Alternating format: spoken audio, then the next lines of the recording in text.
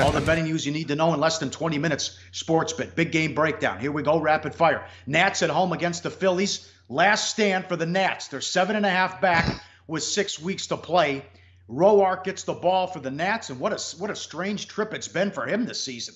He's 0-3 with a 5.40 ERA against the Phillies this year, and he was horrible in the first half. He was bottom 5 in worst ROI, bottom 5 for ROI for pitchers. Since the break, he's 5-0 with a 1.77 ERA.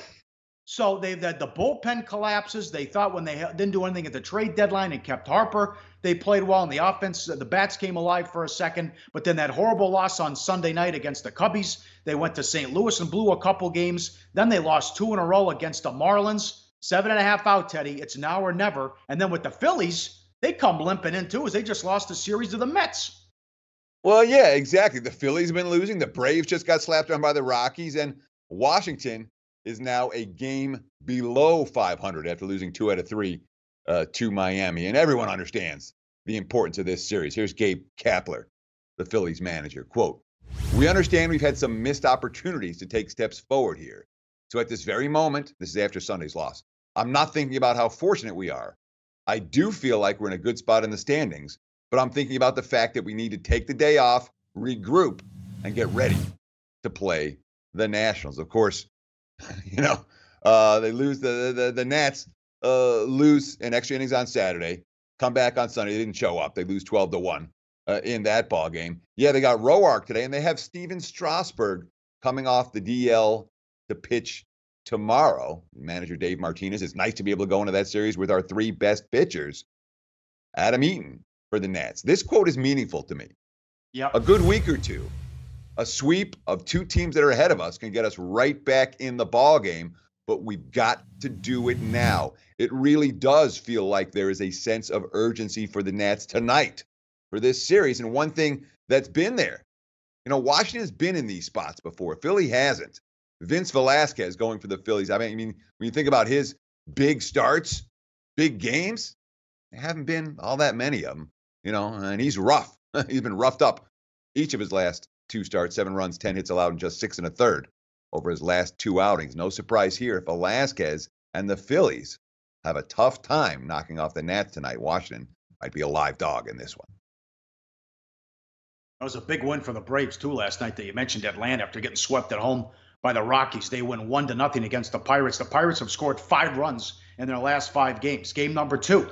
Good series continues. Indians and the Red Sox. Bieber against Eovaldi. Red Sox are $1.45 at home, 9.5 the total. Kluber and the Indians get the win yesterday as they still have 6 more games left against one another. That's 8-9 for Cleveland and 13-3 in their last 16. They're now 20 games over 500. And look at this. It's a losing streak now. Red Sox have dropped 2 in a row. They're now 88-38. My God.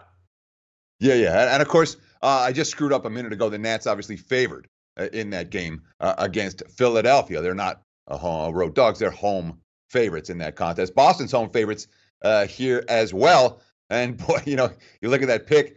Yeah, the Red Sox are pretty happy, even with a 2-game losing streak. And remember, Boston hasn't lost 3 in a row since April. They've only lost 3 in a row, I think, once all season. But all of a sudden, they're running into a hot Indians team that's playing some of their best ball of the year right now. Cleveland 8-1 their last 9, 13-3 their last 16, and really thought they played a good game last night to get the win. And boy, that was a playoff atmosphere at Fenway. Michael Brantley, quote, "It's my favorite road city to play in. It's a great atmosphere that the fans bring every single time, and it's fun to be a part of." Brantley also, it's a little taste of the postseason, especially in the 9th inning like that. The adrenaline gets going. It's fun. Of course, Alex Cora, you look at them, they look like us over there. Very dynamic. They can hit the ball out of the ballpark. They can come back like we do. You have to earn all 27 outs. Game number 3, Dodgers at home against the Cardinals. It's Ryu against Ponce de Leon. Look at this again with the Dodgers, $1.85 and 8 the total. Ryu just came back after the groin injury. This is his second start now. I'm telling you, the Cardinals are making the playoffs, and they might win the division and catch the Cubs. 15-4 in August, and then was now 22-11 since the managerial change. with a tough schedule they faced as well. They get the win yesterday. Carpenter's been terrific. You can't trust the Dodgers bullpen. The offense is hit or miss, Teddy. They either erupt or the bats are silent. Hey, the base is loaded with nobody out in the first. Didn't push a run across here. I mean, again, the Dodgers keep playing these big prices, and they're not getting, and they're running out of time too. Now they're only 2.5 back, but they're now in third place. Yeah, the playoffs start today. Dodgers aren't there. They're 8-10 in August compared to 15-4 for St. Louis. You look at this price for this game, you say, this is not reflecting a current reality. This isn't close to being reflecting a current realities with the Cardinals playing A-level ball. And look, LA, there were a lot of things that kind of were on the unlucky side against them last night. A bunch of scoring opportunities that they failed on where, the guy connected, but he hit it right at somebody. That being said, the Dodgers bullpen, even with Jansen back, remains a concern. In St. Louis, they've gotten a pretty good run from their bullpen. Of course, they've got Daniel Ponce de Leon on the hill tonight. This is a kid from Southern California. He's going to have plenty of friendly faces in the stands tonight. And of course, we talk about a guy who's been pretty good. Well, his only other big league start came back in July 23rd at Cincinnati. 7 innings of no-hit ball. He got pulled after throwing 116 pitches. And the Cards ended up losing that game 2-1. But Ponce de Leon has won every game that he's appeared in since that 7 innings of no-hit ball on July 23rd has been a Cardinals victory. Now, of course, St. Louis has been winning a lot in recent weeks, but the bottom line is they're perfect with him on the hill. And let's not forget, this is a guy that's a year, not even a year and a half removed from undergoing emergency surgery to stop bleeding in his brain after he got hit by a line drive in a AAA game. Dave Roberts, Dodgers manager. I've said it before. You win with starting pitching. Our starters have been lights out. And to get Ryu back the way he's throwing the ball, it's a big boost for our club. 4 career appearances against the Cardinals, 3 starts. Ryu's got a 1.50 ERA over 24 innings. And you'll need him to pitch well. And in the bullpen, if they turn it over to the pen. Cardinals offense, they've hit a home run in 13 consecutive games. Longest current active streak in MLB. This will be the play of the day coming up in 2 seconds. So the big one at night. The Astros taking on the Mariners.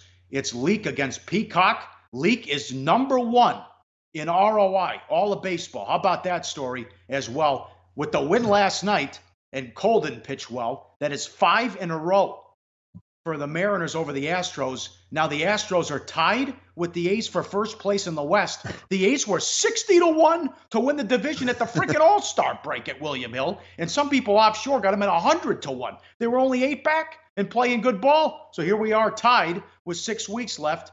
And I know they have a great road record, Teddy. Got to be concerned about the Astros right now. And that's so key to talk about. That's 60-1. That's not to win the World Series. That's not to win the American League. That's to win the division. Okay? Those are the type of bets. You don't see them every day. If you look around for them, if you take the time, and especially midseason MLB, midseason NBA, midseason NFL, somebody who can get hot and do something, they're money makers. And 60-1, you don't have to cash a lot of them in order for them to be very profitable. Let's talk about Mike Leake. All right, the Mariners are 17-8 this season. He's up more than 12.5 units in those 25 previous starts. But Seattle's just 4-4 in his last 8. And Leake is a little guy, 5'10", $170. He has if you look at his splits, long-term and short-term, big-time history of wearing down in second halves of the season. Now, last time out, brilliant, absolutely brilliant. 8 innings, 2 hits, 0 runs allowed. That came versus the red-hot A's. He looks great, but red flags in that start. Leake, he's a ground ball pitcher. He's a sinker baller. He keeps the ball down. It's the first time in any start he's had since April that he had at least 65% fly ball outs. It was like 13-7 ratio, or I think something like that. And in April, it happened 3 times in 6 starts. In April, he had a 6.48 ERA for the month. So I've got my concerns about Mike Leake's ability to continue cashing tickets at the rate that he's been cashing.